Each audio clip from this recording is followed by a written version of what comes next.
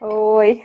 Oi, boa noite. Opa, é a minha primeira live, eu não sabia muito bem como fazer. Ah, então a gente tá junto, que é o primeiro também. Mas vai dar certo. Vamos inaugurar. A gente vai Sim, conseguir. Boa noite, obrigada por participar, por compartilhar o conhecimento que você tem com a gente. É muito importante para a gente tá fazendo essa série de lives, né, com profissionais tão importantes para a conservação, para a divulgação científica. Então, muito obrigada. Eu queria começar te pedindo para se apresentar um pouquinho para a gente, o que você está fazendo, a sua formação e o que mais você achar interessante. tá bem. Para mim não é um sacrifício nenhum fazer isso, porque é o tema que eu mais gosto de falar na minha vida, né? Então, assim, falar sobre tartaruga é muito prazeroso para mim. Então, meu nome é Elisângela Brito, eu, eu estudo quelônios, assim, desde 2013, mais ou menos. Mas eu comecei muito devagar, porque na época nem eu, nem a Cris sabíamos muito bem como que funcionava estudar quelônios, porque a Cristina Struzman, que foi minha orientadora por muito tempo, ela também nunca tinha estudado tartarugas, né? Então, nós aprendemos juntos, então o começo foi bem devagar, aprender a capturar os bichos, e foi bem devagarzinho. Mas eu estudo desde 2003. Uhum. Basicamente, eu estudei uma espécie durante mais de 10 anos, uma mesma espécie. Estudei outras espécies também, mas eu vou falar sobre ela daqui a pouco. Enfim, eu devo a ela assim, o conhecimento que eu tenho mesmo sobre os feelings que eu tenho sobre esse grupo, eu devo a essa espécie mesmo que eu acompanhei durante tanto tempo. Então, eu sou formada em biologia, tenho mestrado em ecologia e conservação da biodiversidade pela Universidade Federal do Mato Grosso. O meu doutorado em ciências biológicas, né, com ênfase em biologia de água doce e pesca interior, pelo INPA. Quem foi o meu orientador do doutorado foi o Dick, a Christine, o Richard Vogt, né? A Christine foi orientadora no mestrado, na graduação e co-orientadora no doutorado. Então, assim, bem, basicamente eu estudo ecologia e conservação de quelônios, né? Taxonomia não é minha área. Uhum. Mas ecologia é o que eu sempre. Na verdade, eu comecei a estudar a mesma história natural, porque as espécies que eu venho estudando não sabíamos nada sobre elas, então, mesmo aquela coisa de observação, entender como elas vivem, o que elas comem, ficar olhando mesmo pro bicho, sabe? Eu fiz isso quando eu comecei. Então, assim, E, basicamente é o que eu gosto de fazer até hoje. e por que quelônios, assim? O que te motivou a começar a trabalhar com quelônios? Você falou que você passou 10 anos trabalhando com uma mesma espécie. Qual É, a é. razão para se manter nesses 10 anos, né? Sim, na verdade, eu não sei porquê, mas eu sempre quis estudar quelônios. Desde quando eu coloquei na cabeça que eu queria fazer biologia. E aí, aí eu entrei numa universidade particular na época. Depois eu passei na UFMT, aí continuei meus estudos na UFMT. Nessa universidade particular eu não tive oportunidade de trabalhar com vertebrados. Eu trabalhava com microbiologia, mas eu não gostava. E quando eu entrei na UFMT, já estava no quinto semestre, eu estava no quinto semestre, e aí eu procurei alguém que estudava répteis. E na época o professor que estudava répteis estava afastado do doutorado. E tinha a Cristine que estava terminando o doutorado dela e ela nem era concursada. E aí eu falei. Aí eu esperei ela na escada um dia. Ela conta essa história, ela ri. Eu esperei ela na escada esses dias. Assim, a Cristine é uma pessoa, não sei se você conhece, mas é difícil de não é difícil de confundir ela com outra pessoa. É uma gaúcha, grande, alta, loira, dos olhos verdes. Então, assim, é fácil. Me descrever, só tinha uma escada que subia no IB. Eu sabia que ela ia para a coleção em algum momento para estudar, terminar de analisar os dados do doutorado dela. Isso em 2003. E aí eu fiquei na escada, sentada. que eu nunca consegui encontrar ela na coleção. Fiquei sentada até ela chegar. Aí ela falou que quando eu falei com ela, eu nem conseguia falar. Você que é a Cristine? Eu tô te esperando, eu tô te procurando há tanto tempo. Aí eu, enfim, nesse dia ela me pegou e eu ajudei ela ela me ensinou, né? E eu fui ajudando ela a triar os dados do doutorado dela. Ela fez com herpeto em geral, assim, a tese dela é gigante. E eu fiquei ajudando ela todo esse tempo, eu e um amigo nosso, o Drauzio. E aí, depois que terminou, eu falei assim, agora, Cris, eu gostaria que você me orientasse com quelônios. E ela falou, mas eu nunca estudei quelônios. Ah, quem sabe você desiste, né? Tem sapos, tem cobras, né? E são tão legais, eu realmente acho muito interessante, gosto de todos os herpetos. Mas eu não desisti. Ela falou, ai, tá bem, já que você não desiste, tem um lugar ali na Chapada dos Guimarães que o Helber Brandão falou que tem umas tartarugas lá, que ele mergulhou para procurar girinos de Filomedusa centralis, não é mais Filomedusa, né? Do gênero. Mas enfim, e ele disse que tem umas tartarugas lá, vamos lá ver. Aí nós fomos e encontramos, é basicamente assim. E esse lugar eu estudei durante muitos anos depois, e outros córregos na Chapada dos Guimarães, que fica a uns 50 quilômetros de Cuiabá. Uhum. Aí fica dentro do parque, na verdade, esse córrego ficava na borda do Parque Nacional do Chapada dos Guimarães. E é uma população muito imprevisível, porque ela é, é previsível, porque você chega lá e você vê os bichos, e isso não acontece em outros córregos, é incrível, mas ali acontece. Né, tem uma população não muito grande, de cerca de 20 indivíduos, que eu já estudei eles, já sei mais ou menos quantos, né? Enfim, e aí eu fiquei lá estudando, fiz minha monografia ali, em outro córrego perto. E foi bem com história natural mesmo a monografia, mas nós conseguimos filmar uma corte que foi muito legal, que rendeu um artigo, o meu primeiro artigo, né? Que eu descrevi lá o comportamento de corte cópula do Mesoclimus vanderhegg, que é essa espécie que eu estudei muitos anos. Uhum. E aí acabou que, enfim, hein? Aí nunca mais parei. E você comentou que foi muito, muito fácil, né, encontrar a espécie lá, que você chega e vê os bichos. Você... Nesse córrego especificamente, por quê? Porque ele é um córrego de fácil acesso, tem muita. E como ele é de fácil acesso, tem muitas pessoas que fazem oferenda lá. Então tem muita comida. Tem restos de milho, feijão, frutas. Eu acho que esses indivíduos ficam lá porque tem essa comida. Porque eles realmente. É um córrego que é extremamente oligotrófico. Não tem peixes. Né? Ele tem uma cachoeira muito grande depois. Não tem peixes, então assim, mas tem girinos e tem insetos aquáticos e tem as suas oferendas. Então, assim, a comida que tem o ano inteiro, né? Porque tem o ano inteiro pessoas fazendo oferendas lá. Então, eu acho que por esse motivo esses bichos são muito previsíveis lá, porque eu estudei vários outros córregos que tinham indivíduo que eu capturava com armadilha, mas eles não eram assim previsíveis de você chegar à noite e ver, não se via tão facilmente. Nesse córrego especificamente tinha, a gente conseguia ver ele muito facilmente.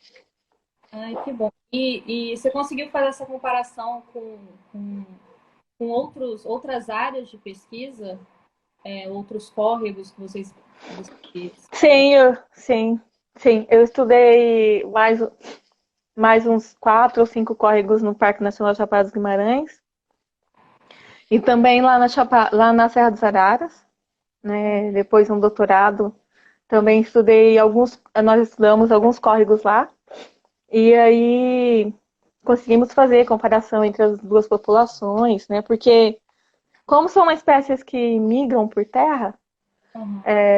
e por água, então assim, ali no parque eu considerei uma população só. E lá no Serra dos Araras, fica 880 quilômetros em linha reta, eu considerei outra população. Então eu estudei, mas assim, essa espécie que eu estudei, eu acompanhei ao longo da minha vida toda, porque eu fiz a monografia, a dissertação e a tese com ela.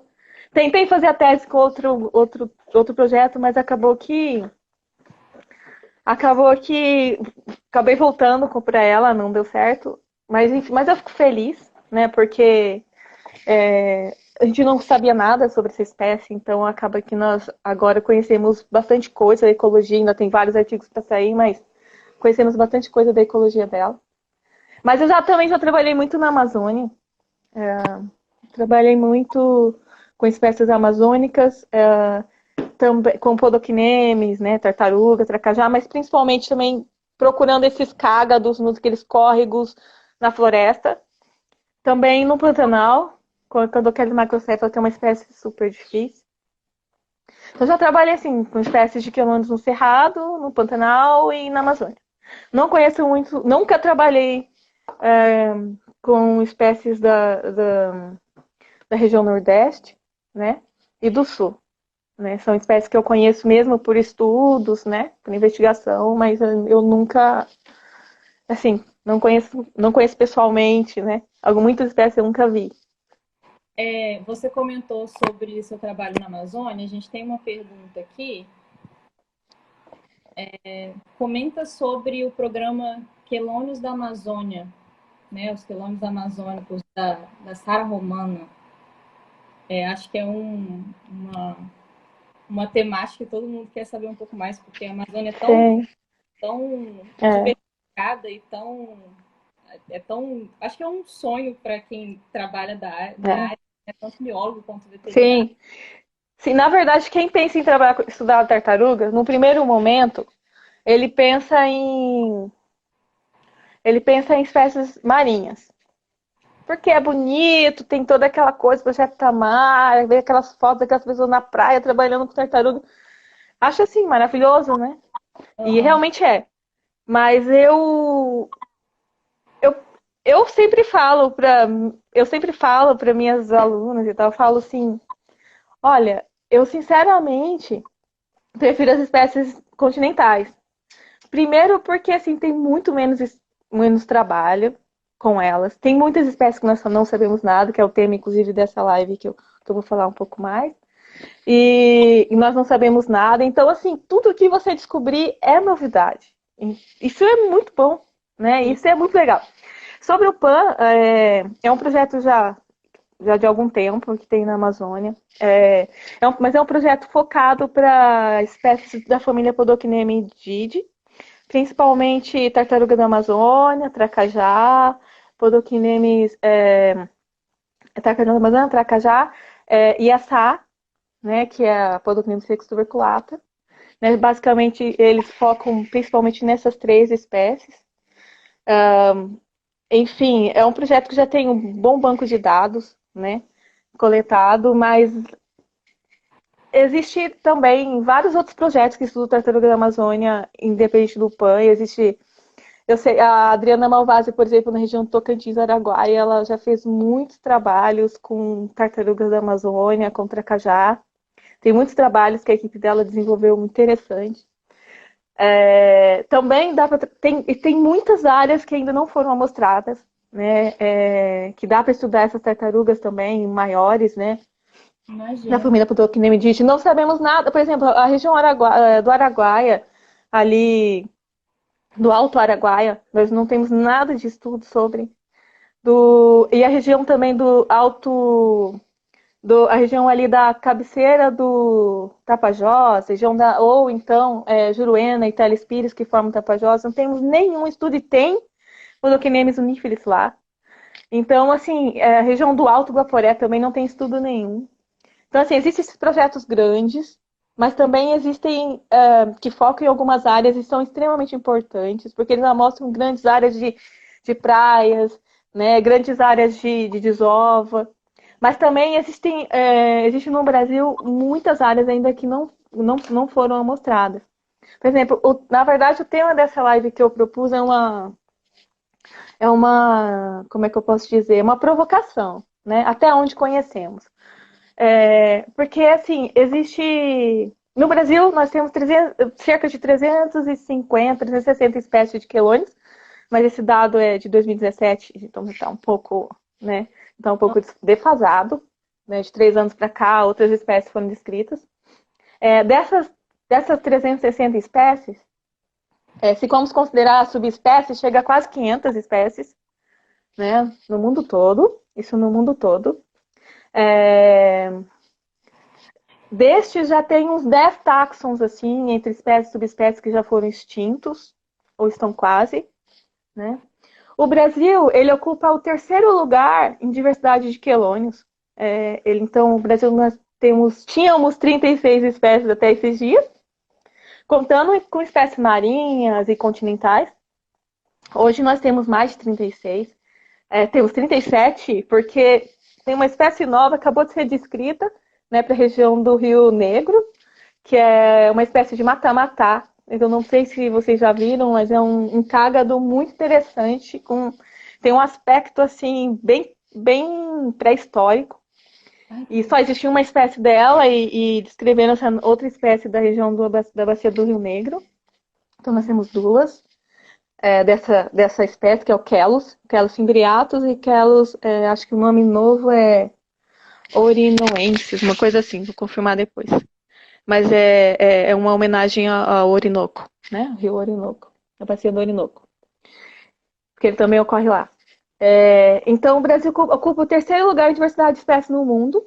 Então, ele só perde para o México, que tem 49. Também, esses dados são de 2017, pode ser que esteja um pouco defasado, mas foi o último dado mais preciso que nós temos. E os Estados Unidos, que tem 62 espécies. Isso só espécie, se formos considerar subespécies, tem um pouco mais. Mas no Brasil, nós temos assim, nós temos um potencial de chegar talvez ao segundo lugar em diversidade de quelônios. Porque nós temos a Amazônia, que ela é extremamente diversa em habitat, né? E muita coisa ali dentro que nós não conhecemos, de qualquer taxon, não preciso nem falar de quelônios. Mas, além disso, nós já sabemos, hoje nós temos vários complexos de espécies. Então, assim, das 37 espécies de quelônios no Brasil hoje, 5 são marinhas, 2 são terrestres, 5 são marinhas e 32 são continentais. Dentre as continentais, 2 são terrestres, só temos 2 terrestres, mas ela tem uma ampla distribuição no Brasil todo, que são os jabutis, né? E 30 são aquáticas e semi-aquáticas. Né? Dentre essas 30, nós temos vários complexos de espécies. Então, assim, por exemplo, tem uma espécie que provavelmente você já viu e todo mundo já viu, que é o Phinopis do grupo Geoffroanus, que tem um artigo que saiu de 2016 do Vinícius, né, um colega nosso, que ele separou, só essa espécie, com uma ampla distribuição na América do Sul, ele separou em 4. Né? 4 linhagens diferentes, algumas espécies endêmicas do Brasil, outras não. Então, assim, só uma espécie dividida em 4. Né? Não saiu a descrição das espécies ainda. Mas é um cágado que você deve ver, a gente vê muito nos esgotos por aí. Uhum. Né? Esse cágado do grupo Geoffroanus. Então, se você vê alguma tartaruga no esgoto, provavelmente foi essa.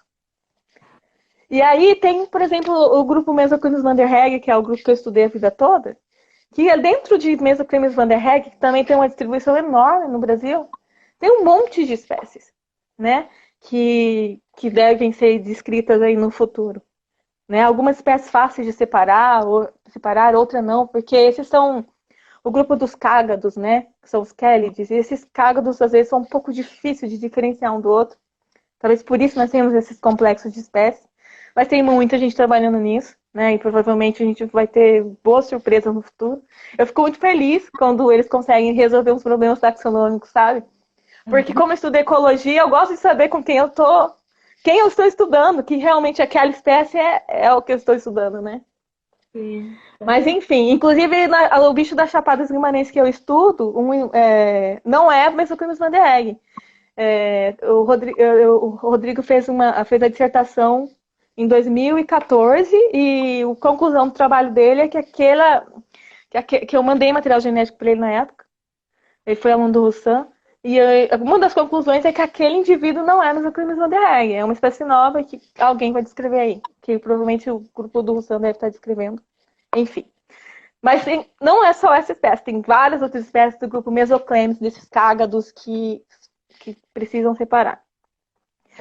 Além disso, nós temos outros cágados na Amazônia também que são muito muito problemáticos de identificação do grupo Mesoclemus aníceps, que são os cágados gigantes, e que vivem nesses igarapés na floresta, que também são espécies que, enfim, que é um pouco complicado a taxonomia, né? Enfim, é um pouco complicado, tem muita coisa ali no meio também. E além disso, tem uma outra espécie que, assim, só para falar de algumas, que é a Rhinochemis punctularia, que nós já sabemos que, há alguns anos ele é uma espécie amazônica, mas tem alguns anos que eles capturaram na região do litoral, ali São Paulo, Espírito Santo, Bahia, né? Uma outra espécie de Rhinochemis, que é um cágado grande, um criptodira. O que é o criptodira? Seria aquele... os quelônios se dividem em duas subordens, né? Todos os quelônios do mundo. Um é aquele que esconde a cabeça lateralmente, que é o Pleurodira, que são os cágados que nós conhecemos mais facilmente. E que é o que é mais comum no Brasil e no hemisfério sul do planeta. E existem os criptodiras que escondem a cabeça igual jabuti, meio reto, mas lá dentro ela faz um S. Então todos os quelônios no mundo se separam em duas coisas, Pleurodira e criptodira. No hemisfério sul do planeta nós temos mais os Pleurodires. E no hemisfério norte, mas temos criptodiras, alguns também. Mas no hemisfério norte só tem criptodira, que é o que esconde a cabecinha retinho. Né? E lá dentro o pescoço faz um S. E eles normalmente têm a carapaça um pouco mais alta. E os Pleurodires são mais hidrodinâmicos, né? Então é mais achatado. Então, assim, esse Rhinochemis punctularia, ela é uma espécie dos criptodiras, né? Existem várias espécies na América Central e América do Norte. No Brasil, nós temos uma e talvez duas. Se não me engano, estão escrevendo essa espécie também no Nordeste, parece que é uma coisa nova. Então, quando eu provoco vocês falando que até onde conhecemos, porque, assim, duas coisas. Primeiro, porque nós não conhecemos a biologia das espécies que já estão descritas. Muitas espécies, nós não sabemos nem o que comem, né? E que elas comem. E outra questão tem um monte de espécies que a gente não conhece. Então, assim, nós não sabemos muita coisa sobre quelônios nesses dois aspectos mesmo, né? Tanto de conhecimento biológico, que a maioria dos estudos são focados em algumas poucas espécies, como no conhecimento de quem é quem, né? Dentro desse grupo, desse complexo de espécies de tartarugas que existe no Brasil. Você acha que esse conhecimento, porque você falou que muitas espécies são conhecidas mais biologicamente, você acha que esse conhecimento um pouco mais aprofundado, né? Não muito, porque faltam muitos dados ainda, né, como você falou, mas você acha que essas espécies que são mais conhecidas biologicamente é porque elas são mais encontradas ou porque o trabalho é mais fácil com elas?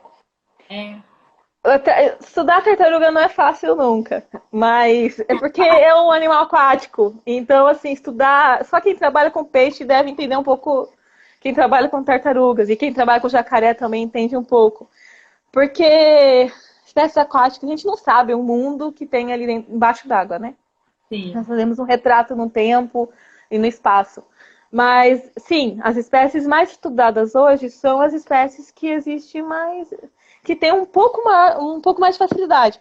Por exemplo, as espécies de tartarugas da Amazônia, como elas desovam numa época específica e elas escolhem algumas praias, e essas praias, elas sobem em várias, em dezenas, em centenas para desovar, acaba que, de certa forma, aquele período do ano, aquelas praias específicas ficam muito previsíveis para estudar. Então, acaba que essas espécies acabam sendo um pouco mais estudadas. Mas, mesmo assim, considerando a ampla distribuição dessas espécies, por exemplo, a tartaruga da Amazônia, considerando a ampla distribuição dela, ainda assim nós estudamos muito poucas populações, né? Porque é difícil, é logística, né? Barco, barqueiro, combustível, é complicado, né? É caro estudar quelônios, não é barato. Principalmente quelônios na Amazônia, imagina, eu já trabalhei em lugares que eu tinha que eu tinha que navegar 10 horas para chegar no ponto de coleta e acampava lá. É óbvio que não dava para ficar indo e voltando. Sim, Então, assim, é complicado explorar tanto essas áreas mais amazônicas, mais selvagens, e também é complicado estudar, por exemplo, esses cágados que eu falei para você, que tem menos estudos no Brasil. Vou falar a nível de Brasil.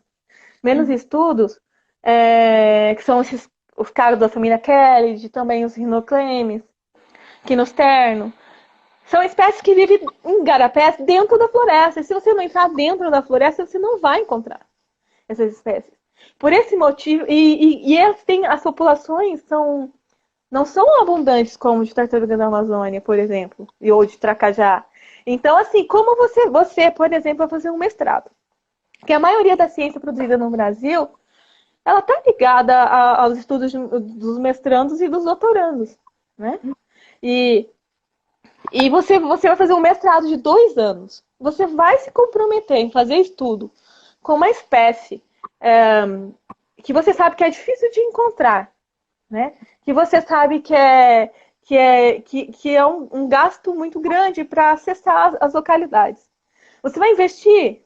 É difícil, a maioria das pessoas não investe porque tem medo. Eu mesmo já fiquei 1 mês tentando capturar os cágados na Amazônia e capturei um indivíduo de cágado, por exemplo, nesse lugar que eu mostrei no Rio Negro. Então, assim, é complicado, né? É investir esforço, dinheiro e tempo naquilo, e você tem 2 anos para fazer o doutorado, para fazer seu mestrado. E o que você entrega se não conseguir nada? Por esse exatamente. motivo, essas espécies vão ficando para trás, né? E nós vamos investindo no que temos mais certeza de ter dados para depois defender a dissertação e a tese. Entendi. Tem uma pergunta aqui da Dani Moraes. Se você acha que solturas pelos órgãos ambientais podem impactar as populações, né, da região das regiões que você Uhum. visitou, se você viu alguma interferência nesse quesito. Pode impactar de várias formas. Soltura é uma coisa. Beijo, Dani. É minha amiga. Soltura é uma coisa problemática É. em qualquer espécie, né? Bem, eu vou falar só de alguns aspectos. Altera, por exemplo, geneticamente a população do local, né? É, além disso, para se soltar um animal, primeiro você tem toda aquela questão sanitária, né? Para saber se o bicho está limpo, se não tem. Você, da veterinária, entende bastante disso, Uhum. parasitologia e tal. Além disso, que é para ele não levar uma doença, né, para o ambiente natural. Sim. Além disso, algumas espécies não podem ser soltas simplesmente, né? Nós não temos estudo para muitas espécies de tartarugas, mas, por exemplo, nós sabemos que jabutis não podem ser soltos, eles não conseguem estabelecer área de vida. E eles ficam eternamente andando, procurando a área de vida dele, porque ele não conhece aquele ambiente. E ele morre. Então, assim, para soltar o pessoal do Rio de Janeiro, da UFRJ, foi um processo, estão fazendo um estudo nesse momento de reintrodução de jabuti da floresta, que é o Quelonoides denticulatus, que é o jabuti amarelo, Sim. que eles estão reintroduzindo na Tijuca, porque já teve, tem registros muito antigos que já teve, eles foram extintos localmente, eles estão reintroduzindo.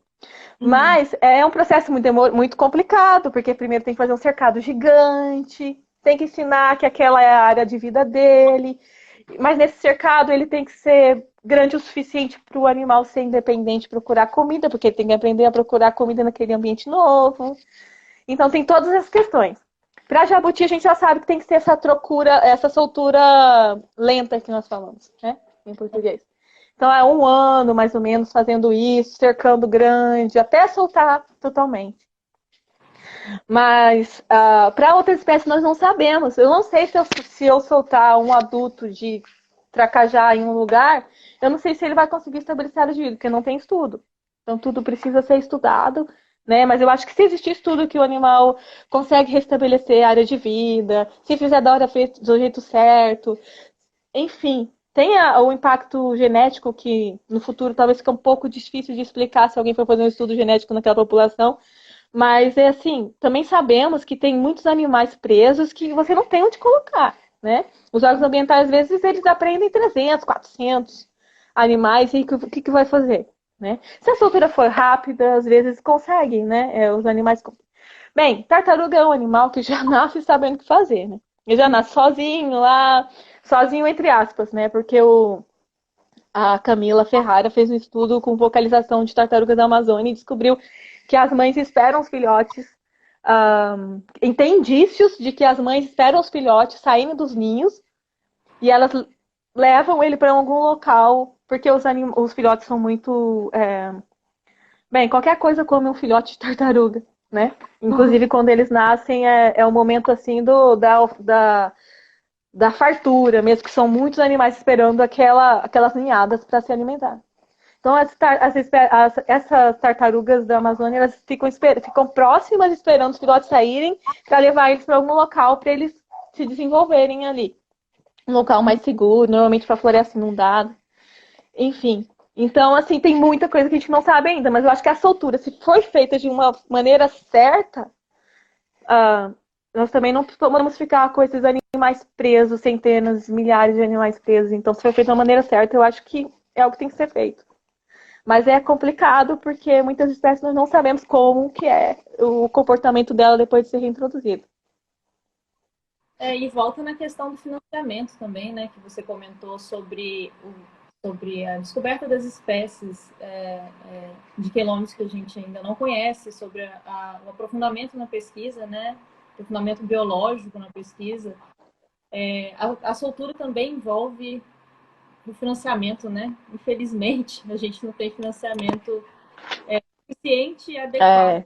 Envolve o acompanhamento, né? O ideal é que você coloque um rádio naquele bicho e fique monitorando por ano, entendeu? Por um ano, por 2 anos, eu não sei, dependendo da espécie. Então, é muito difícil isso ser feito, porque não tem dinheiro. Rádio, por exemplo, telemetria é muito caro, é um tipo de estudo muito caro, né? Investigação muito cara. E você manter ali, tem que ir para campo o tempo todo para pegar a localização, enfim, é complicado. Deixa eu ver aqui uma perguntinha. Fizeram pergunta pra gente. Como tartarugas de água doce escolhem praias para nidificação? Olha, as tartarugas, vou falar mais do que nós temos mais estudo do que são os podoquinemes, né? Sim, na verdade, cada espécie desova num tipo de ambiente.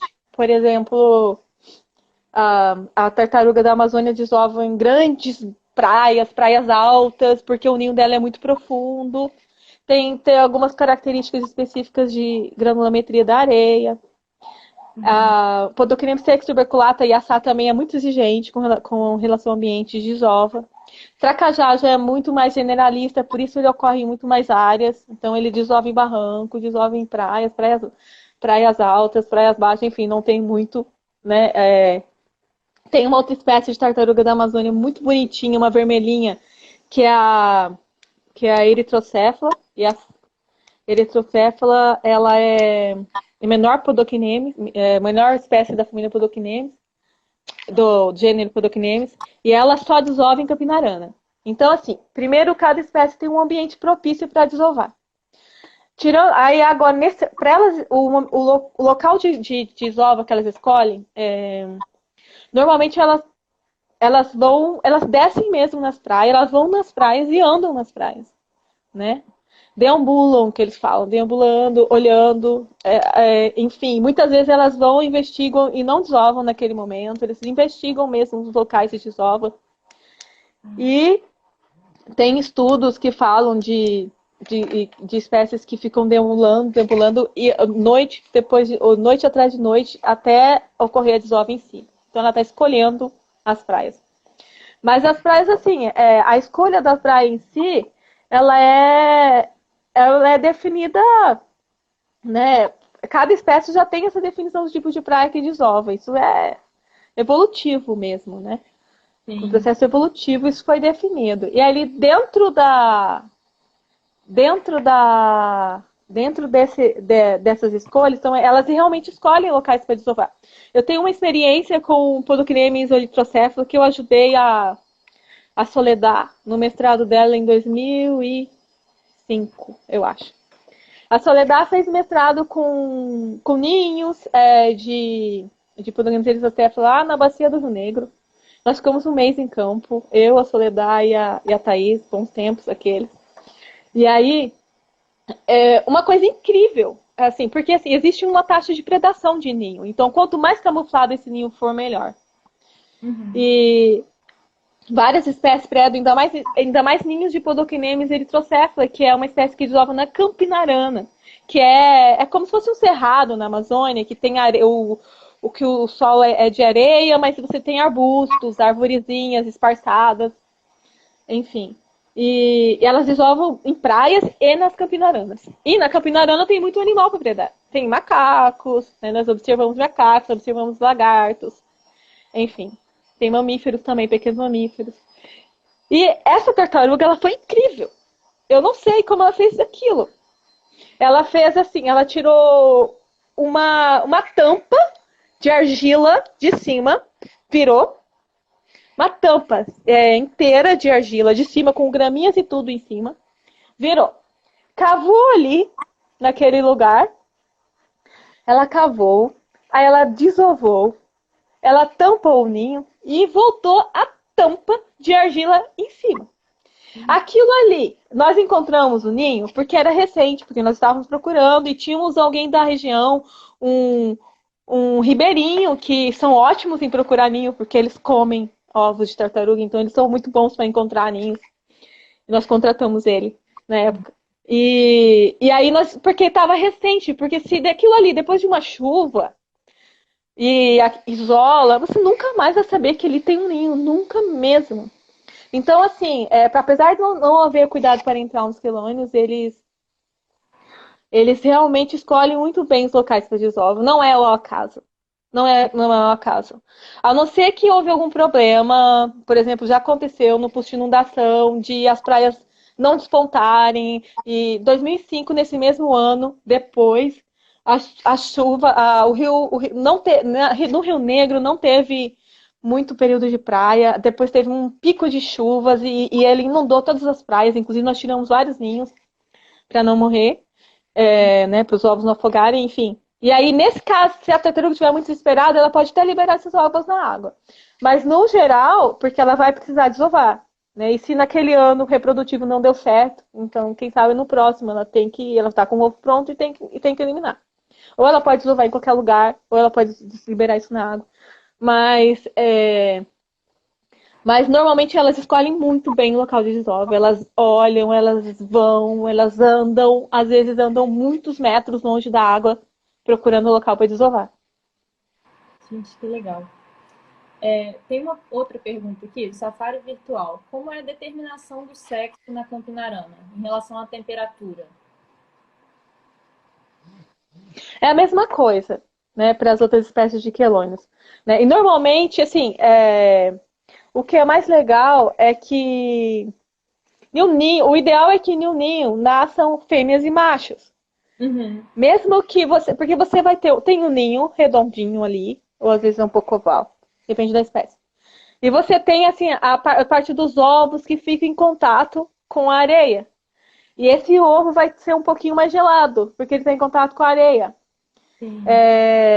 E nesse caso, você tem a terminação sexual de um sexo. E os ovos que ficavam no meio, ele não teve contato com a areia, pode ser que eles ficam um pouco mais quentinhos ali, grudados um ovinho no outro. E vai ser mais quente e você tem a terminação sexual de outro sexo. Então, na verdade, o ideal é que no ninho você tenha ambos os sexos. Né? Normalmente não é 50% de fêmeas e machos, mas você tem a proporção sexual muito perto disso. E os quelônios são muito, muito eficientes nisso, né? Eles procuram muito bem o local e imagino que até evitando locais que são 100% sombreados. Estou falando isso para tartaruga, para Podocnemis, porque os Kélides desovam na floresta. E na floresta não tem Sol. Nesse caso, a determinação sexual de muitas dessas espécies que já foram estudadas é genética. Por quê? Porque você não tem essa variação na temperatura que você tem nas praias, por exemplo, e na Campina Arana. Na floresta não existe isso. E aí você não tem essa variação, né, de temperatura, então não seria interessante você ter uma determinação sexual por temperatura, porque você teria só, sei lá, mais frio, você teria só uma espécie. Perdão, só um sexo, né? Então, nesse caso, nessa espécie, muitas espécies já foram estudadas a determinação sexual para espécies de floresta, que desovam em floresta, é genética. Mas muitas espécies ainda não foram estudadas para descobrir. Em relação a essa questão da escolha minuciosa, né, do local de desova, a Nina, bióloga, está perguntando se você considera uma forma de cuidado parental. Então, sim, a escolha minuciosa do ninho, eu acho que com certeza é sim. É o que ele pode fazer naquele momento para proteger os seus ovos, a sua ninhada. Produzir uma ninhada vai muita energia. Então, assim, ela vai fazer o melhor que ela pode para escolher o melhor lugar possível para que esses ovos não sejam predados, né? Eu tenho isso como cuidado parental, sim.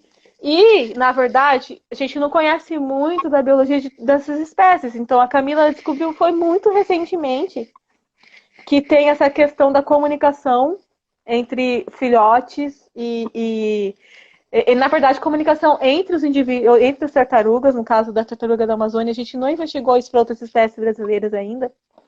E que elas se comunicam depois que os animais saem na água e levam ele para algum lugar, esses filhotes para algum lugar. Ou seja, isso também é um cuidado parental. Sim. A única coisa que não tem é o chocar. É uma coisa que o jacaré faz, por exemplo, que é ficar lá em cima do ninho, né? A fêmea, sem comer, ficar lá em cima esperando os filhotes nascerem. Isso é uma coisa que a tartaruga não tem. Mas a outra parte do cuidado parental, de cuidar do local da desova, enfim, isso sim é uma forma, né? É um aspecto que ela pode fazer para cuidar ali da sua prole. Sim, com certeza. E aproveitando que a gente está falando de desova, o Daniel Almada perguntou se a maioria, se a desova, a maioria dos casos dos cágados é anual ou se existe alguma sazonalidade, né, com que você já trabalhou até então. Olha, de reprodução para cágados é complicadíssimo. Para você ter uma ideia, eu estudei Mesoclimus vanderheghe, que é o cágado lá da Chapada, que eu estudei, por tantos anos, e eu nunca vi um ninho. Porque, bem, eu já procurei, na verdade, mas nunca vi um ninho. Então, assim, os cágados nós não sabemos, os ninhos que nós encontramos são muito ocasionais, são por acaso mesmo. Qual que é a pergunta dele mesmo? Se a desova, ela é anual? Tá. Sim. Teoricamente, para as espécies de cágados que nós já estudamos, é uma desova por ano. Né? Acho que tem estudo com Hydromedusa maximiliani na Mata Atlântica, pela FAMELI. Tem estudo... Bem, e eu mesmo já, em campo, eu já senti os bichos ovados, assim, os vanderheghes mesmo e outras espécies. Você tem como sentir os ovos. Você sabe que está perto de desovar, porque você sente eles muito grandes, já com a casca, com o calcário, né, em torno dos ovos. Então você sente ali, quando coloca os dois dedos ali na parte posterior da coxa das tartarugas, você consegue sentir. No caso de vanderheghe, por exemplo, eu só sinto isso uma vez por ano. Né? E eu estudei essa espécie o ano inteiro. Então eu sei que mais ou menos em maio é o período que eles desovam. No caso de outras espécies, por exemplo, uma espécie que ocorre no Pantanal, também uma vez por ano, porque tem a questão da sazonalidade, bem o que ele falou, que o Pantanal é um ecossistema totalmente sazonal, né? Como vários, mas lá é drástico, porque tem uma época que está tudo embaixo da água e uma época que está tudo fora d'água, né? Sim. Seca extrema e cheia extrema. E essas tartarugas desovam, por exemplo, olha que interessante, essas tartarugas elas desovam quando a água baixa, mais ou menos quando começa a secar, maio, abril, é o momento que você consegue ver elas andando muito também. O pessoal no Pantanal sempre vê, registra elas, que é a Candocaris macrocéfalas, o cágado do Pantanal. E Uhum. eles desovam mais ou menos nessa época, e até junho no máximo. E eles estivam, né? E se escondem em algum lugar e ali ficam.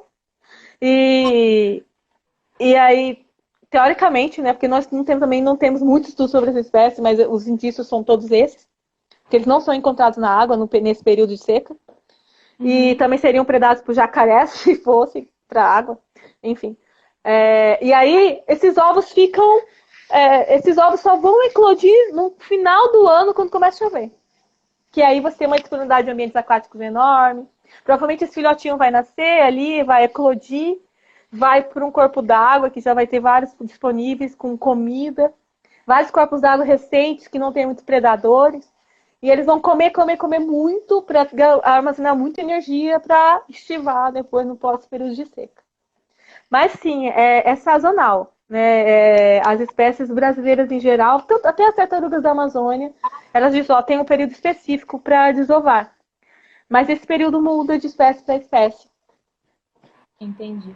Tem uma outra pergunta da Nicole Prado sobre Nicole, beijo. sobre a espécie que você trabalhou 10 anos, né? O Mesocamus vandermeer. Sei. Ela também estudou esse bicho. Estudou você. Ela É, estudou em Campo Grande com a amiga minha, a Luciana, que orientou ela. ai, que legal. É bom ver que tem bastante gente, né? Assim, Tem. dentro do que a gente tem como normal, felizmente, né? Na pesquisa, é legal ver que tem bastante gente trabalhando, mesmo que seja com o mesmo bicho, né? Para a gente ter um conhecimento maior sobre. Não, e é ótimo que seja, na verdade tem que ser com todos, mas enfim, porque cada população responde de uma forma. Por exemplo, eu Exato. estudei nas Chapadas Guimarães, ela estudou em Campo Grande, tão longe, né? Uhum. Então, e ela conseguiu um resultado tão legal, a gente vai publicar um artigo da, da, da monografia dela. Mas Mas ela quer saber como que identifica o sexo, né? Nos e, quelônios em geral, é que é assim, nos quelônios em geral, o sexo a gente identifica pela cauda. Então, o que que uhum, acontece? Os machos, como ele tem o pênis aqui na cauda, então a parte da base do pênis até a cloaca, perdão, a base da cauda até a cloaca vai ser bem longo para uhum, caber o pênis, porque o pênis depois é colocado para fora pela cloaca. No caso das fêmeas, quando não tem necessidade, né? Ela não tem pênis, então essa cauda vai ser, essa base até a cloaca vai ser bem pequena. Às vezes, o tamanho da base até a cloaca é menor do que o da base da cloaca até a ponta, nas fêmeas. Já no macho, essa parte da base até a cloaca, da cauda, é bem maior do que a porção da cloaca até a ponta. Então, assim, normalmente quando você vê muitos bichos, no começo é muito difícil mesmo. Muito uhum. difícil. Mas depois de você ver muitos bichos, isso fica assim. É muito automático. É muito. A Nicole apanhou um pouco também, porque ela trabalhou muito tempo, assim, também não conhecia a mesma coisa que eu passei no meu começo, né? Que para começar a entender como é que sexa, como é que. Tudo isso a gente aprendeu sozinho, então é mais difícil. Mas basicamente é isso para todas as tartarugas, né? Agora, no caso, algumas espécies tem aquele. No caso de Vanderheg é assim que a gente identifica. Mas no Uhum. caso de jabuti, por exemplo, você já vê, né? Aquela ali no plastrão, é bem côncavo. E você consegue, porque é para encaixar. Normalmente os criptodiras têm essa coisa. Alguns criptodiras, não muitos aquáticos. Os terrestres têm essa coisa para encaixe, que eles são muito altos, né? E aí é mais fácil de visualizar. Mas é basicamente a cauda. Agora, jovens não dá para sexar. Não dá. Para Vanderheg, a gente não sabe. Bem, depois de ter capturado um monte de bicho, eu sei que pelo menos até 115 milímetros de tamanho de carapaça eu não consigo sexar e eu considero jovem. E a partir dali eu já consigo identificar machos e fêmeas. Não necessariamente são adultos já, mas já consigo identificar pela cauda machos e fêmeas. E tem uma coisa legal quando você trabalha com captura e recaptura, que é o meu caso, o caso da Nicole, Uhum. Às vezes você pega um jovem que você não consegue sexar, mas aí lá pra frente você vai recapturando ele e aí você consegue sexar depois, né? Com recapturas. Legal. Você falou dessa questão de terem pessoas diferentes em locais, em regiões diferentes, né, do país, pesquisando a mesma espécie. O que vocês, já que você tem contato com os outros pesquisadores e pesquisadoras, o que vocês viram de mais significativo assim, de mudança de populações da mesma espécie? Deu para ter alguma. Você fala mudanças entre populações diferentes? Isso, por serem regiões diferentes, Ah, se houve uma mudança, muda muita coisa. muita coisa. Por exemplo, muda tudo, muda a estrutura da população, porque vai variar com o ambiente, Sim. né? Se o ambiente é mais produtivo, ou seja, que aqueles rios de água branca, por exemplo, que tem mais comida, enfim, Uhum. mais eutrófico, e você tem uma disponibilidade maior de comida, talvez você tenha uma abundância maior ali do que no rio de água clara. Na Amazônia a gente tem muito essa coisa de falar rio de água clara, rio de água branca, rio de água preta, né? Então, assim, a oferta de alimento de um ambiente para outro muda, e isso muda totalmente a estrutura populacional, tanto o tamanho dos bichos, como na quantidade de indivíduos dessa população. Muda também o período de desova, por exemplo, porque mesmo a mesma espécie, vamos supor, lá no extremo, no nordeste do Pará, aquela mesma espécie reproduz um certo período, porque ela tem que conciliar essa reprodução com a disponibilidade de praia ou de local para desova, com a pluviosidade, são várias coisas. Mas isso não é igual lá na região do Guaporé, por exemplo. Então, a mesma espécie que no Rio Amazonas, ela desova num período, lá no Rio Guaporé, ela vai desovar às vezes em outro. Um mês mais tarde, um mês antes, ou os ninhos vão eclodir mais rápido, porque dependendo da qualidade da temperatura da areia. Então, assim, muda muito. Por isso que é interessante ter muita gente trabalhando com várias populações em vários lugares, porque nós não temos muito esse comparativo, porque nós temos poucas pessoas estudando em alguns lugares, né? E, por exemplo, no Amazonas, por exemplo, na Bacia Amazônica, tem alguns locais muito fortes de pesquisa. Nós temos no Rio Trombetas, a equipe do INPA ali, do DIC, trabalha muito lá. É, já trabalharam muito também ali na região de Mamirauá, né, na reserva de Desenvolvimento Sustentável Mamirauá. A gente teve muitos estudos ali naquela região, com quelônios em geral. A Adriana Malvazio trabalhou também na região do Rio Javaese, Rio Araguá, enfim, naquela região tem bastante estudos daquela região. Uhum. Tem alguns estudos do Guaporé, né, da época que o Fatim Teran estudou lá. Mas assim, tá vendo? Nós temos assim, a Bacia Amazônica é gigantesca, e nós temos assim, eu posso contar, tem ali a região do Araguaia, tem o pessoal do RAM que estuda tartaruga da Amazônia ali há muito tempo, na região do Araguaia, divisa em Goiás e Mato Grosso. Mas nós temos assim uma infinidade de locais, e aqui existem muitas populações ainda para serem estudadas. E existe muita variação de comportamento, enfim, entre populações, com certeza. Tem uma pergunta do Rafael Valadão. Qual a Meu importância e amigo. dificuldade de métodos específicos para captura de carros e inventários de protocolo? Acho que é isso. Não deu para terminar a pergunta, mas Tá, ele perguntou aqui qual a importância do uso de métodos específicos para a captura de cágados em inventários herpetofaunísticos. Isso é importantíssimo. E a importância de coleta e o que considerar na escolha de qual espécie eutanasiar. Ah, tá. Ele está falando bastante, beijo, meu amigão. Ele é do RAM, né? E, bem, o Rafael foi meu parceirão durante o doutorado. Amo de paixão. Mas vamos lá. Primeiro, inventários de fauna não amostra quelônios. Para começar. Quando as pessoas fazem levantamento de fauna, elas não amostram quelônios. Porque são espécies aquáticas, até crocodilianos, inclusive. são espécies aquáticas, difíceis de serem registradas, não usam o método adequado. É extremamente importante usar métodos adequados para cada grupo de quelônio que você quer capturar, inclusive isca específica para cada grupo. Né? Então, por exemplo, se você está fazendo amostragem no meio da Amazônia e se você não usar armadilha de funil, você não vai conseguir amostrar a fauna de quelônios daquela região, de cágados, por exemplo. Não vai capturar, entendeu?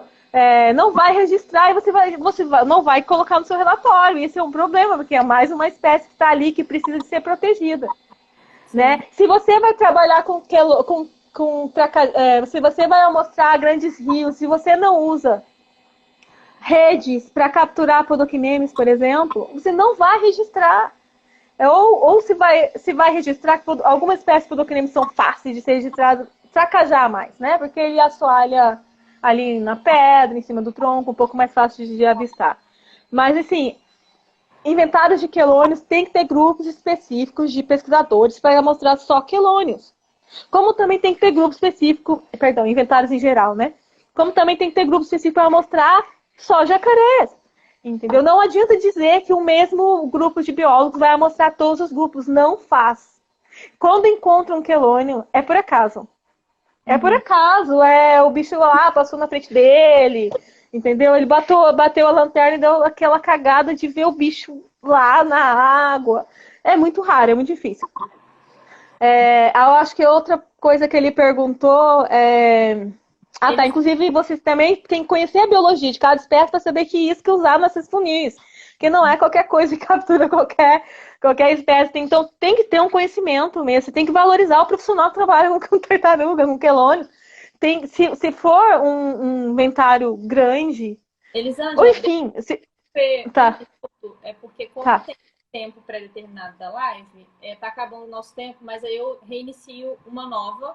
E aí uma nova. Pode tá ser? Bom, tá bem. Tá bem, eu continuo lá falando. Tá bem. Então, falamos sobre as armadilhas, enfim. Agora, é importante coletar material de cada local que você inventariar. Por quê? Primeiro, porque nós temos aí, como eu te disse, várias espécies ainda com problemas taxonômicos. Segundo, porque nós temos também várias espécies que são espécies novas. Se você não coleta material genético, se não coleta pelo menos um mínimo de indivíduos, né, para depositar em coleção, você vai perder aquilo, né, aquele conhecimento. Porque talvez, sabe-se Deus quando vai outra pessoa capturar um indivíduo, que não é fácil capturar esses quelônios, principalmente esses cágados de floresta, por exemplo. E aí vai ficar lá, vai continuar mais tempo uma espécie desconhecida. E coordenada certinha, porque é importante, existem muitos estudos de modelagem, né? E esses registros são muito importantes para quem estuda a modelagem com esses dados secundários, para entender a distribuição das espécies e para entender mesmo a distribuição histórica dela no passado, no presente. Você precisa da localização dela hoje. Então é importante pegar a coordenada certinha. E quando eu escolho, depende. Ele perguntou como eu escolho um espécime para coletar. Se é uma espécie conhecida, eu pego o indivíduo jovem. Porque é uma espécie que não tem muitos problemas taxonômicos, ou não tem problema taxonômico, pega um indivíduo jovem, porque eu não sei se aquele indivíduo jovem vai chegar a ser adulto e reprodutivo, mas eu sei que a fêmea grande já é reprodutiva e eu não vou capturar uma fêmea como material testemunho, um bicho grande. Tá. Agora, se é uma espécie com problema taxonômico, é bom ter um indivíduo jovem, é bom ter um indivíduo adulto coletado, né? O mesmo vale isso, acho que para vários grupos de animais, mas para quelônios nós temos uma restrição muito grande de coleta, normalmente. São vertebrados maiores, né? E não é igual sapo, porque você pode pegar uma série de 10 e 15, não. Né? Para quelônios a gente captura normalmente 1 ou 2 para eutanasiar e para depositar na coleção. Importantíssimo depositar na coleção com todos os dados certinhos. Né? Porque pensa, às vezes, não é todo mundo que vai poder ir lá no meio da floresta amazônica com o recurso que você teve para estar lá dentro e capturar para obter esses dados. Então, é importante que você compartilhe essas informações com outras pessoas. Né? Então, é importante registrar direitinho isso na coleção, depositar numa coleção. né? Que é normalmente bastante visitado, enfim. Sim. Tem, tem gente, tem admiradores aqui. Rafael, me perguntando qual conselho você daria para quem está pensando em entrar no ramo de estudos de quelônia?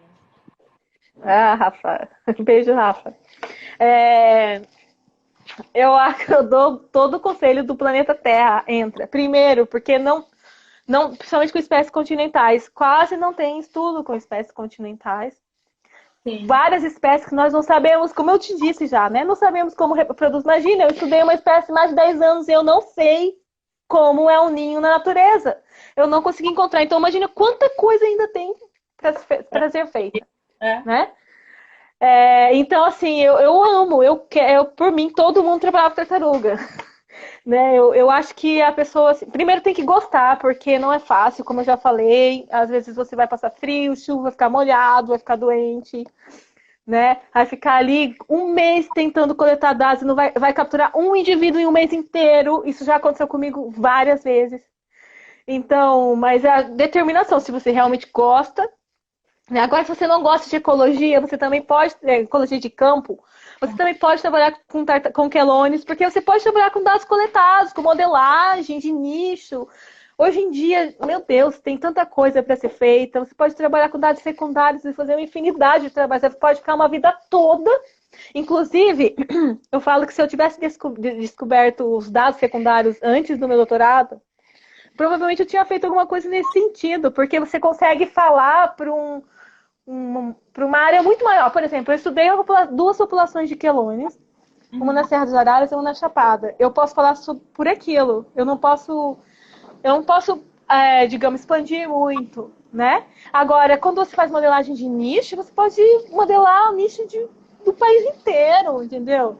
Com relação a essa espécie. Você pode modelar toda a América do Sul, entendeu? Então eu acho fantástico. Né? Então, se você não gosta de ir para campo, você pode ir para essa área. Tem a parte de genética também, de taxonomia e descrição de espécies. E se você gosta de ecologia, de campo, gosta de sofrer, também tem um monte de coisa para descobrir na natureza. sofrer é ótimo. Sofre. É legal que a gente, ao mesmo tempo que é uma infelicidade, é muito bom também a gente não ter tantas pesquisas sobre tantas áreas, porque tudo que a gente descobre é novo, É. é fonte de Nesse caso, com a maioria dos cágados, por exemplo, enfim. Na verdade, a maioria das tartarugas que não são jabutis e não são as tartarugas da Amazônia, da família Podocnemididae, qualquer coisa que você descobrir é novidade, porque não sabemos nada. Isso é bom por um lado, mas veja bem, isso tem um problema muito sério, porque as pessoas não valorizam quem faz pesquisa de base, quem estuda história natural. Só que pensa que para você testar a hipótese, você tem que entender, você tem que no mínimo conhecer a história natural das espécies. Você não, porque senão você vai ficar fazendo hipóteses aleatórias, porque você não tem noção da história natural da espécie. Eu faço muito ecologia de base. E muitas vezes eu não consigo testar teorias. E eu não consigo publicar em revistas muito de ponta por esse motivo. Né? Às vezes eu publico em revistas menos, né? Mais, sim, menos pontuadas, digamos assim. uhum, E às vezes eu sou desvalorizada, porque eu faço pesquisa de base, entendeu? sim, Só que quem vai estudar modelagem de nicho, que pode testar várias teorias sobre distribuição da espécie no passado, no futuro, enfim, se mudar o clima, eles precisam desse conhecimento biológico para explicar os dados deles, desse conhecimento de quem faz coleta e quem faz trabalhos de história natural.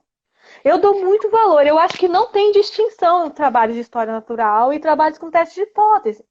Mas a gente sabe que muitos pesquisadores diferenciam isso e desvalorizam mesmo quem faz história natural. Mesmo assim, eu gosto e eu continuo fazendo.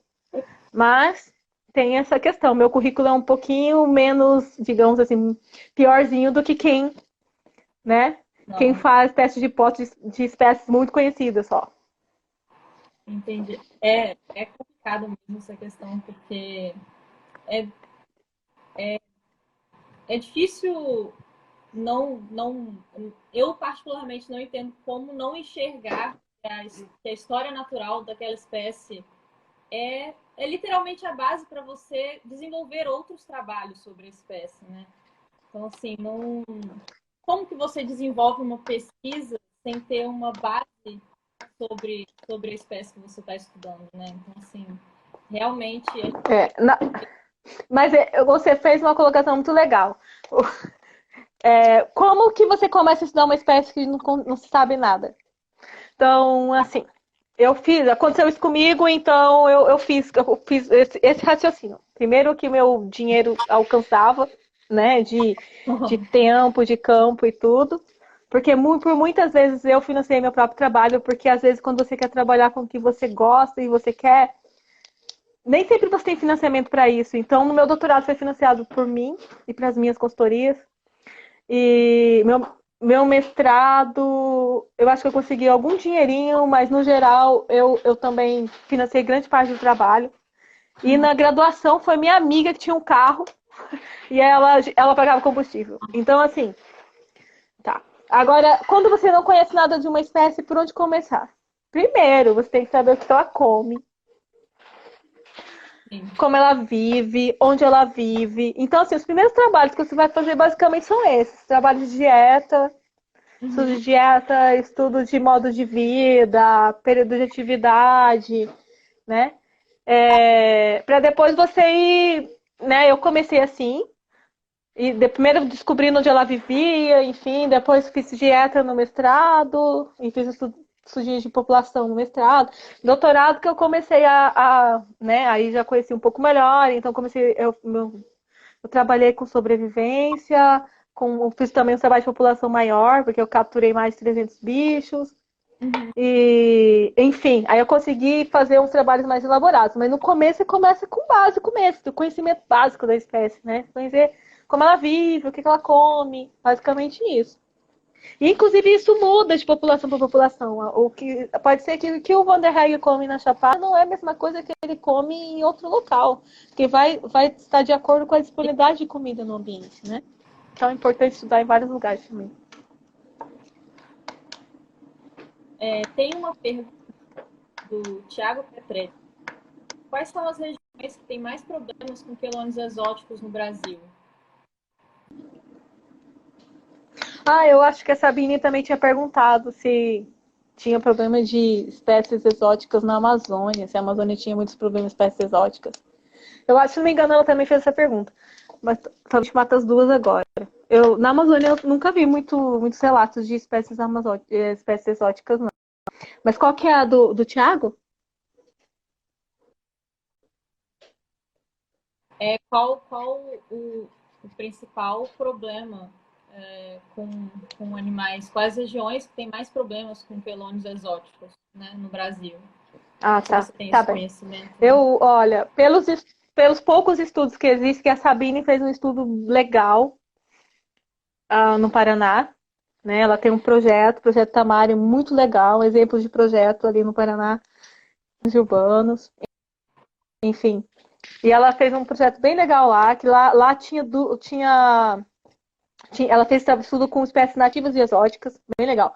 Mas eu acho que os estados, as regiões do Brasil que tem mais com animais exóticos é a região sul, né? Por causa do Trachemis, né? Trachemis dorbigni. E que tem o Trachemis scripta também, que é a espécie norte-americana que já está por todos os lugares também. Mas principalmente região sul e sudeste. Por quê? Porque são as regiões mais povoadas. São as regiões onde normalmente as pessoas elas compram esses pets, às vezes com um poder aquisitivo maior, enfim. Compram esses pets e normalmente soltam na natureza por conta daquele tamanhozinho a vida toda. Né? Porque ela acha que a tartaruga, ela vendem para ela como se era a vida toda. E ela não fica. E ela cresce. E fica grande mesmo. E aí, e vive muito mais que você. Quer dizer, vive muito mais que nós. Sim. E aí, ou a pessoa morre e o bicho está vivo ainda e a família solta, né? Porque, é da água, vou soltar aqui nesse córregozinho. Ou então as pessoas solta porque cresceu. Não cabe mais no aquário mini que ela comprou quando comprou a tartaruguinha desse tamanho. Então, isso ocorre muito mais no sul e no sudeste. Mas, por exemplo, existem estudos de... Ó, tem dois registros de podoquinemes, uníferes, e fora da Amazônia, que nesse caso ele é exótico também. Tem um registro para o Pantanal, né, no Mato Grosso do Sul, e né, lá ele é exótico. Né? O Podocynemus unifilis não existe naturalmente no Pantanal, né? Uma espécie amazônica. E também tem registro para o Nordeste, eu não sei muito bem se é Pernambuco, enfim, é uma região do Nordeste que tem uma população estabelecida de Podocynemus unifilis. Qual que é o grande problema de espécies exóticas? Elas competem com as espécies nativas por comida, por abrigo, por, por local para desova. E muitas vezes as espécies exóticas, quando elas se estabelecem muito bem no ambiente, elas são muito melhores do que para usar aquele ambiente do que as espécies nativas. E aí ela acaba meio que competindo tanto que exclui a outra espécie. Ou a outra espécie diminui a população, diminui o tamanho porque não consegue comer como comia antes. Às vezes chega a desaparecer mesmo. Então, assim, espécies exóticas Sim. é um problema sério, né? É um problema sério. No Brasil tem esse problema. Mas, e não é só com tartaruga, né? Tem com peixe, tem com várias, né? Estou falando de animais aquáticos, mas enfim, com peixe também tem muito. Mas existem poucos estudos com espécies exóticas ainda. A Sabrina fez um trabalho legal, logo a gente vai ver um artigo dela publicado. A Josi Tavares perguntou sobre doenças que possam acometer quelônios. O que você já viu nesses anos de trabalho com quelônios? Olha, quelônio é um bicho muito resistente. Ele já tem uma flora muito boa, assim, muito protetora mesmo. Eu já vi quelônio todo estripiado, caiu das cachoeiras, todo quebrado, aberto, e o bicho sobreviveu. Não ficcionou, é incrível. Então, assim, quelônios não tem muitos problemas com doenças, como tem, por exemplo, os anfíbios, tem um problema sério com fungo, né? Quelônios não tem muito problema. Eu já vi algumas coisas de outros países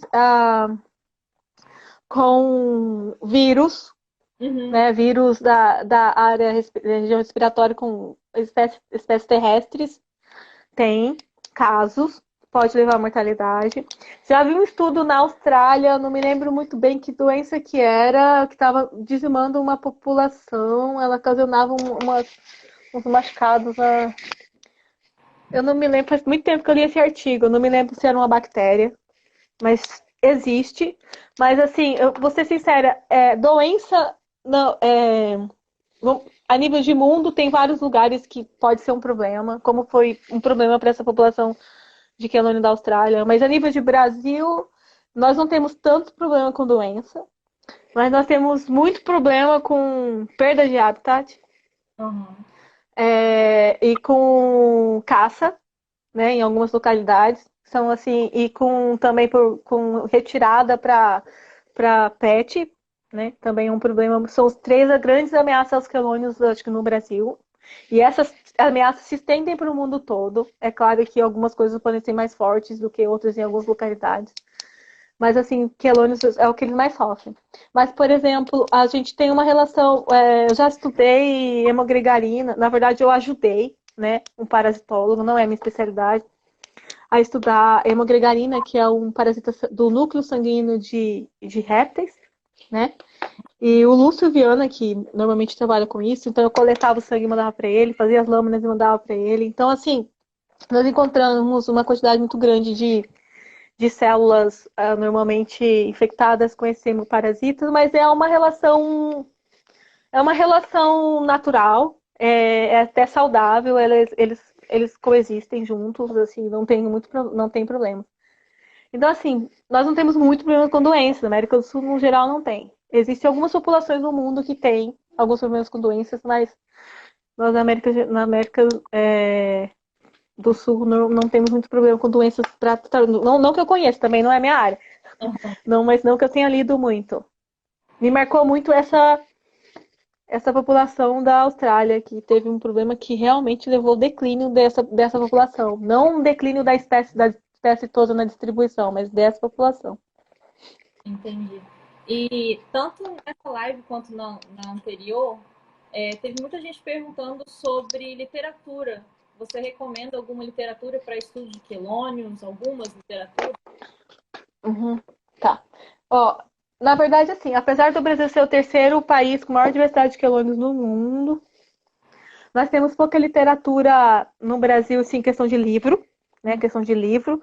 Nós temos muito poucos no Brasil. Nós temos esse daqui, que é legal para pessoas que estão iniciando, conhecer as espécies, e até para leigo, diferenciar. Então, esse livro aqui chama Quelônios da Amazônia, né? O Guia de Identificação e Distribuição de 2017, da Ferrara e colaboradores, o pessoal da WCS, né, da ONG WCS, que produziram esse livro. O Dick é autor também, a Camila Fagundes, a Thaís Murcati.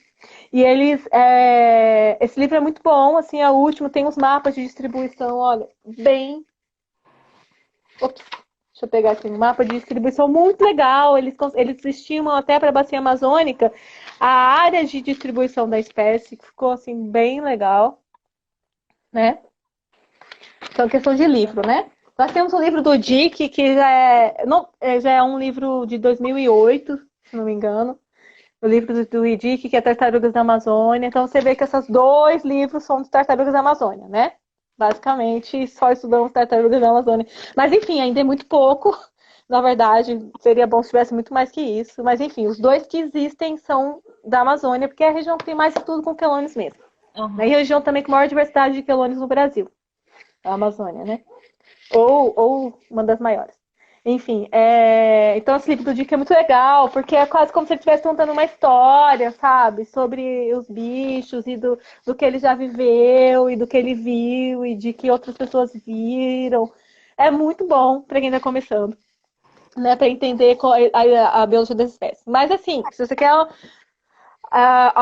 algum trabalho mais específico, quer aprofundar mais, você vai ter que ser artigo científico em inglês. 99% dos artigos científicos em inglês. E tem artigos muito bons de espécies do Brasil todo, né? Mas em inglês, né? Nas revistas científicas.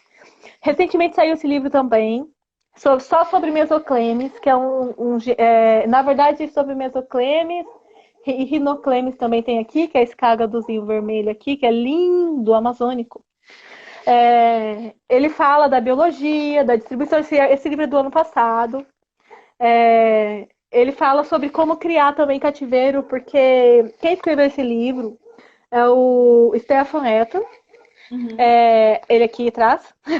E ele foi a tese dele, enfim. Ele trabalhou com esses cágados na América Central e na América do Sul também coletou dados, enfim. Ele fala bastante desse. E também lá eles têm uma cultura muito grande de aquários e terrários, que ele é da Austrália. Uhum. Da Áustria. E aí ele também fala também como reproduzir, como criar. Enfim, e também fala da biologia do bicho, história natural, distribuição. É o que se tem para o Brasil de livro. Esse livro é em inglês, né? Porque foi escrito por ele, né? É da Áustria.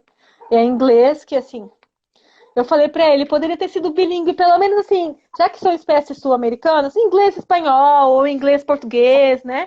Mas fica a crítica. Eu fiz o review desse livro normalmente os livros de herpetologia tem um review, né? Que você apresenta o livro pro leitor e tal, na revista Herpetology Review. E eu fiz review desse livro, aí eu fiz essa crítica, acho que foi a única crítica ao livro. É claro, ele tem comentários aqui taxonômicos que às vezes eu não concordo muito, mas enfim, a ciência é feita assim. Mas tem muita coisa biológica que é muito bom, que só vai acrescentar o conhecimento sobre as espécies, né? E eu achei ficou bem legal o livrinho dele. Mas assim, só tem isso de livro. Tem um livro de Las Tortugas e Los Cocodrilos de los Países Andinos do Trópico que tem PDF, que tem algumas espécies que ocorrem no Brasil, e tem espécies que ocorrem em todos os países andinos. Uhum. Não que o Brasil seja um país andino, mas assim, tem várias espécies que ocorrem nos países andinos e também ocorre aqui, a gente acaba puxando.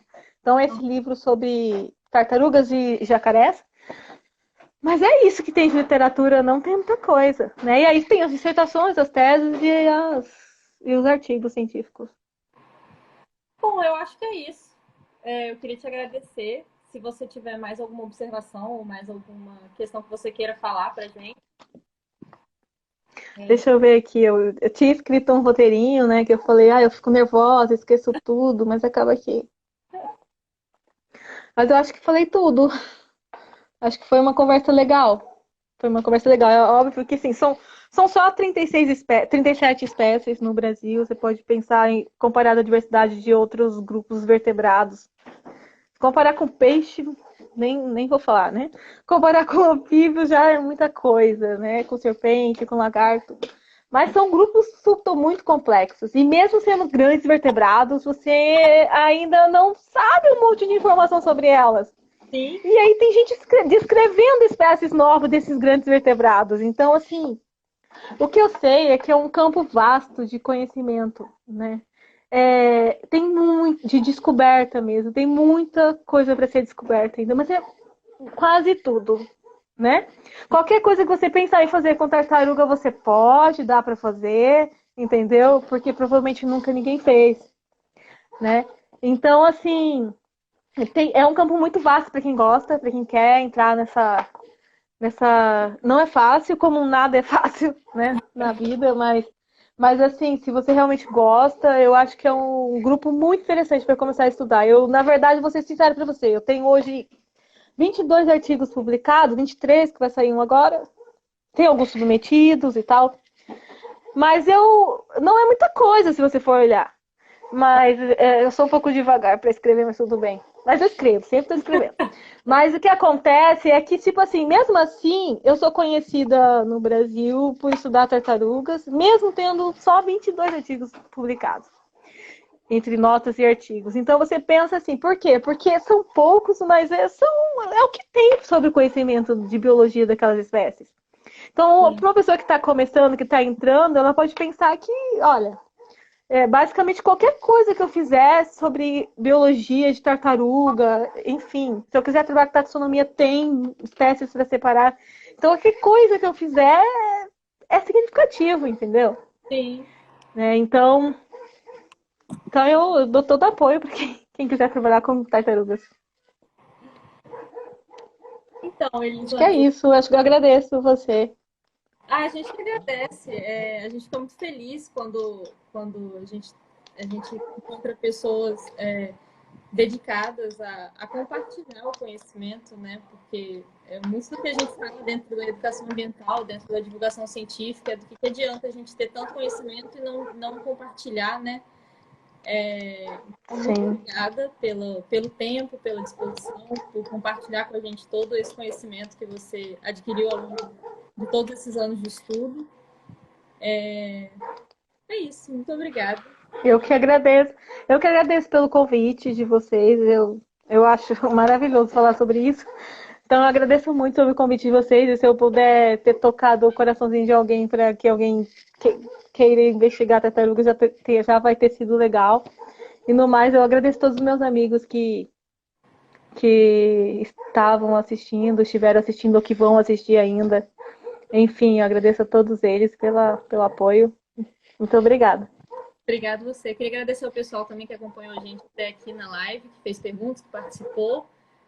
E é isso. A gente continua com a nossa sessão de lives aí. Fiquem de olho no Arquiteto em Foco. E muito obrigada. Sim, com certeza. Já assisti várias. Então teremos mais. Que ótimo. Obrigada, gente. Boa noite. Obrigada. Até mais. Boa noite.